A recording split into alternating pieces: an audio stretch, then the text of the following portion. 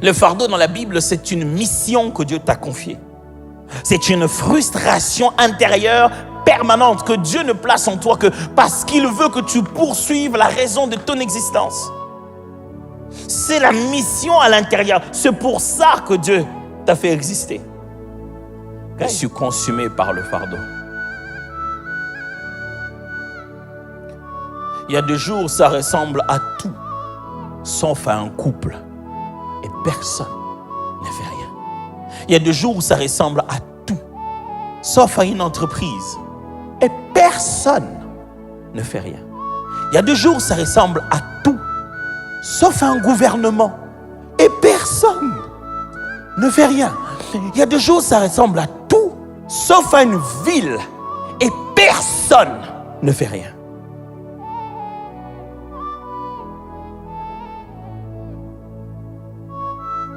Là où personne n'a le fardeau, chacun a trouvé son intérêt. Et toutes les langues se sont tues. C'est devenu normal. Retrouve ton fardeau. C'est de ça que je vais parler. Je t'en supplie. Retrouve ton fardeau. Je te le demande comme ton frère. Je t'en supplie. Retrouve ton fardeau. Lorsque je parle de fardeau ici, je ne parle pas d'un poids de culpabilité ou de douleur qu'on traîne avec soi-même par-ci par-là. Je ne parle pas des problèmes, des choses qui nous font pleurer en mal. Ce n'est pas de ce fardeau-là que je parle. Lisons Jean chapitre 2, versets 13 à 17. Jean 2, 13 à 17. Je vais les lire dans la version Parole vivante.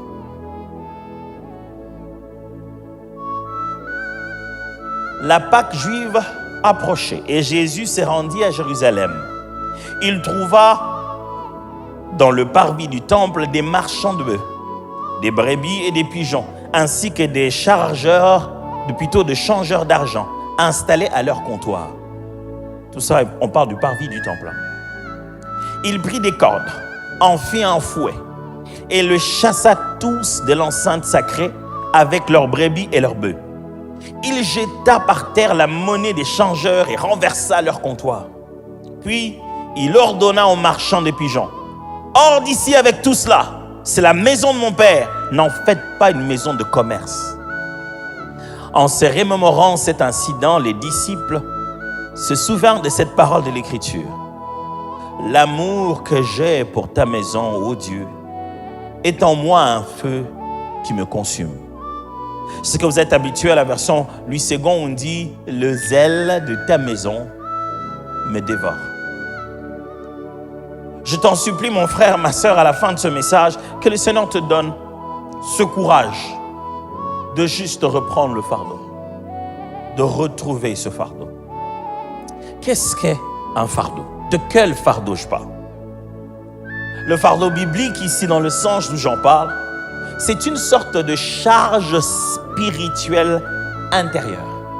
Une charge spirituelle intérieure que Dieu dépose dans le cœur de quelqu'un. Ce n'est pas une mauvaise charge sur votre dos qui vous fait foncer le sourcil. Non, c'est une charge intérieure que Dieu place dans votre cœur. Que Dieu place dans votre cœur. Pas le poids, la culpabilité de vos fautes. Mais Dieu met dans votre cœur une charge intérieure, une responsabilité divine.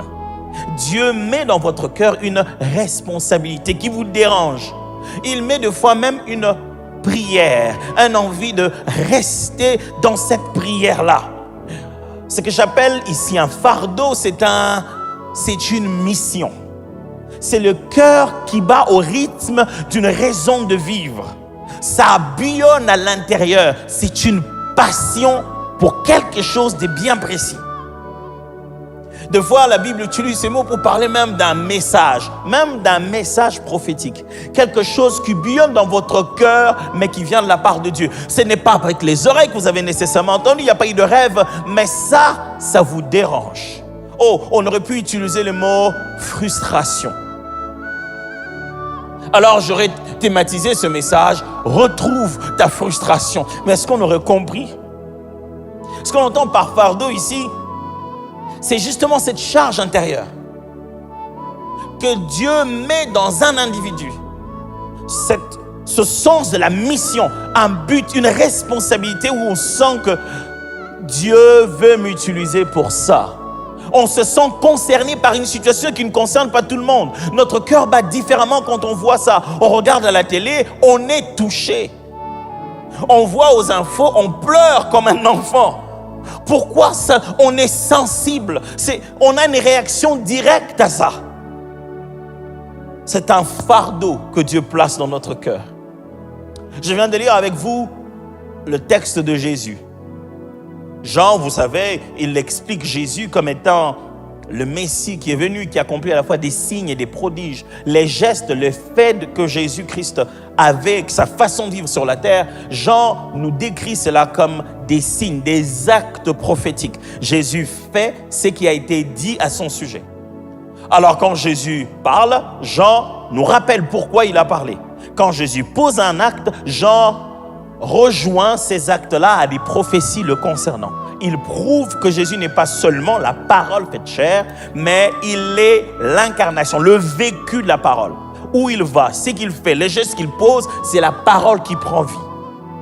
Et nous sommes ici au moment où Jésus se rend au temple et il est scandalisé, il est choqué. Son fardeau se met à bouger à l'intérieur de lui. Il est choqué, pourquoi? Il est dans le temple de Dieu. Bien sûr que c'est encore le parvis, mais il est dans le temple de Dieu. Mais il y trouve là-bas qu'avec le temps, des habitudes se sont installées. Même quand les gens ont pris des habitudes, si vous avez un fardeau, vous ne serez jamais à l'aise avec ces habitudes. C'est ça que j'appelle un fardeau. Il arrive, les habitudes se sont déjà installées, personne ne trouve ça anormal. Tout le monde s'est dit, avec le temps, on sait pourquoi c'est devenu comme ça. Non, on a besoin, voilà, au temple, il y a des gens qui viennent de partout, il y a des juifs qui viennent de partout, on a besoin d'échanger quand même. Donc, il y a des changeurs. Et puis, il y a des offrandes à donner. Vous savez, les pigeons, par exemple, c'était des offrandes de pauvres. Dans la Bible, lorsque les pauvres, le plus pauvre, ne savaient pas quoi donner, Dieu leur demandait de donner comme des pigeons, justement.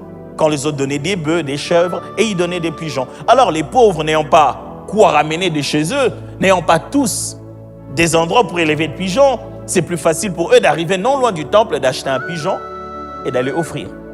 Donc ça crée un marché. C'est normal. Petit à petit, des choses s'est normalisées. Et bien sûr, ces gens qui vendaient donnaient quelque chose à ceux qui travaillaient au temple, donnaient quelque chose à ceux qui s'occupaient du sacerdoce. Un marché s'est installé et la gloire de Dieu est partie. Un marché s'est installé et ce que le peuple devait venir vivre dans la présence de Dieu n'est plus. Lorsque le marché s'est installé, la nuée est partie. Et Jésus arrive et dit, ok, qu'est-ce qui se passe ici? Tout le monde le regarde genre, qu'est-ce qu'il a? Vous savez, quand vous avez un fardeau, c'est vous qu'on traite d'anormal. Quand vous avez un fardeau, c'est vous qu'on traite de... Il a encore un enfant, il ne comprend pas.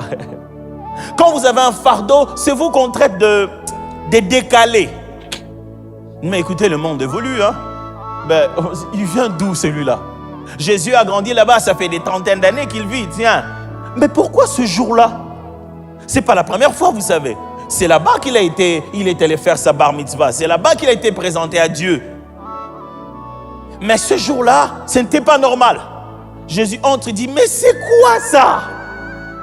Comment vous avez transformé le temple de Dieu, la maison de mon Père, c'est devenu un lieu de commerce. Une autre expression, caverne de voleurs. C'est-à-dire juste un endroit où les interactions, les jeux d'intérêt, voilà.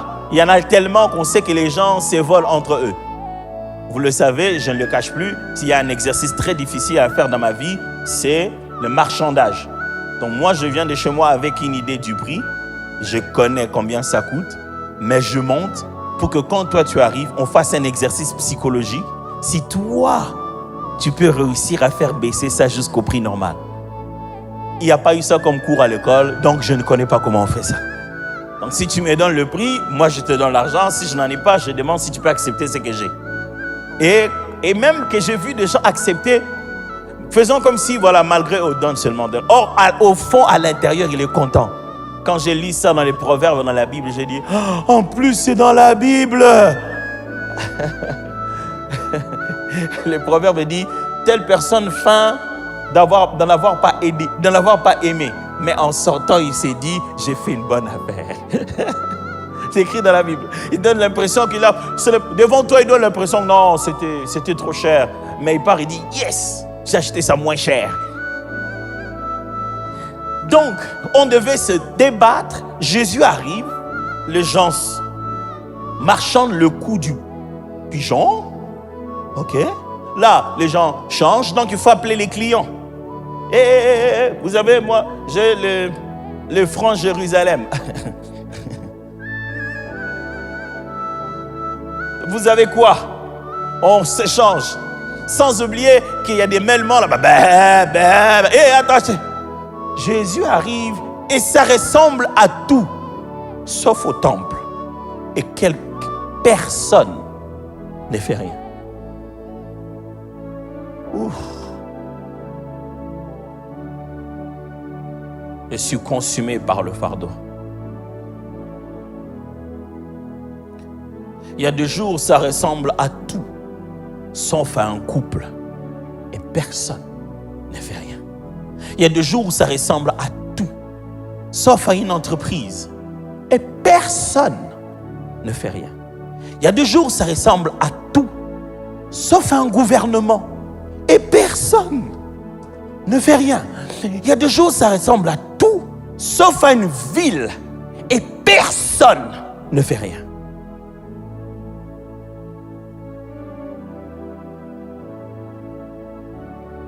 Là où personne n'a le fardeau, chacun a trouvé son intérêt. Et toutes les langues se sont tues. C'est devenu normal. J'ai une question pour vous ce matin. Quel est en réalité votre fardeau? Quelle est cette chose qui bouillonne tellement en vous que vous vous donnerez à être attrapé, frappé, marginalisé et même tué si possible? La vie n'a de sens que quand vous commencez à savoir pourquoi vous êtes prêt à mourir.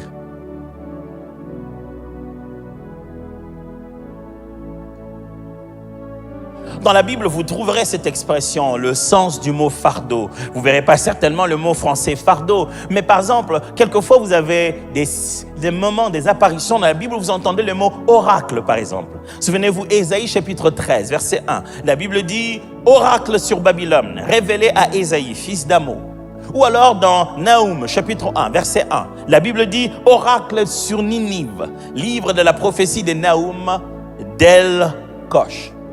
Oracle, le mot que traduit oracle ici dans la version seconde, c'est le mot hébreu massa qui signifie fardeau, un flot prophétique. Mon cœur bouillonne et je suis juif. Je ne peux pas rester comme ça. Il faut que je fasse quelque chose. Entrez dans la maison de quelqu'un qui n'a pas le fardeau de la propreté. Vous regardez, et aucun fardeau de sa propre maison. Elle entre, elle sort, les couches des enfants sont sur la télé, vous entrez, ça pue de partout. Pourquoi personne ne sent ça? Quand il n'y a plus de fardeau, les gens perdent même la sensibilité de leur nez. Personne ne sent que ça.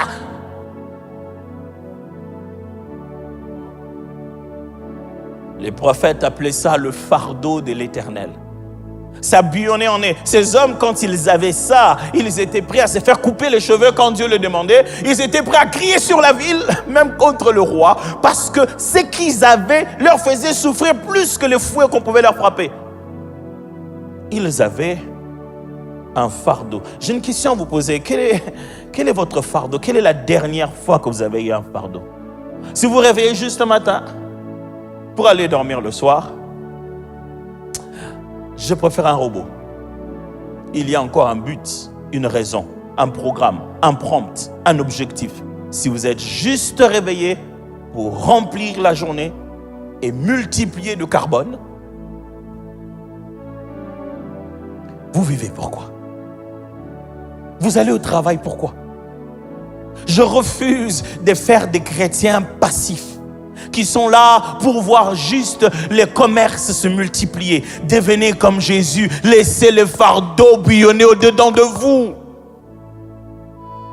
Il n'y a donc aucun fardeau dans votre cœur, ni les enfants de la rue, ni les orphelins, ni les vieillards, il n'y a donc dans votre cœur aucun fardeau.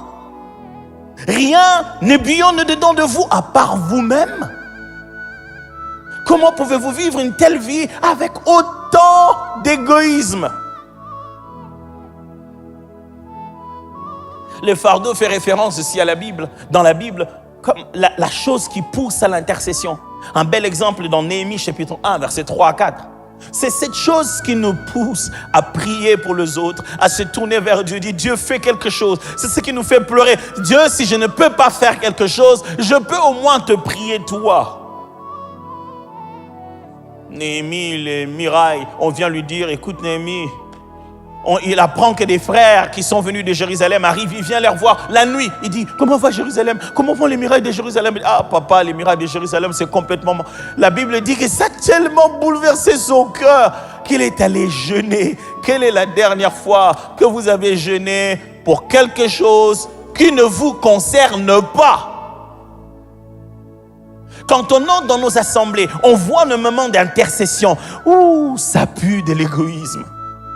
C'est rempli de nous. Nous avons un grand fardeau pour notre véhicule. Nous avons un grand fardeau pour notre bonne santé. On pleurerait pour avoir la prochaine promotion. Dieu n'envoie pas des gens sans fardeau. Le signe que Dieu t'a choisi, c'est que les ailes de sa maison vont dévorer ton intérieur. Qu'est-ce qui te dévore? Qu'est-ce qui fait qu'au moment donné, tu n'arrives même plus à parler? Tu dis non, pardon, je ne vais même plus en parler. Ça me fait tellement mal. J'ai vu des gens avoir des larmes pour des films. Un beau film, et se met à pleurer. Non, ça me touche. Moi, je regarde tout ça, j'ai dit, si vous devez pleurer pour un film de Bollywood, vous allez pleurer longtemps parce que le ralenti là, le slow motion là, et d'abord, et puis, moi, la première fois que j'ai vu ça, je me suis dit, qu'est-ce qui se passe? Pourquoi ça tourne au même endroit? J'ai cru que ma télécommande avait un problème là. Pourquoi on montre cette femme dans toutes les directions? Et on écoute la voix de ses pensées pendant qu'elle a la bouche fermée. J'ai dit, ils ont du temps. Même Nollywood vous fait pleurer. Je dis, oh, vraiment, moi, des situations comme ça, je n'arrive pas. Quand vous scrollez sur TikTok, il y a des choses qui vous font pleurer. Mais quand vous sortez de votre chambre, vous êtes insensible.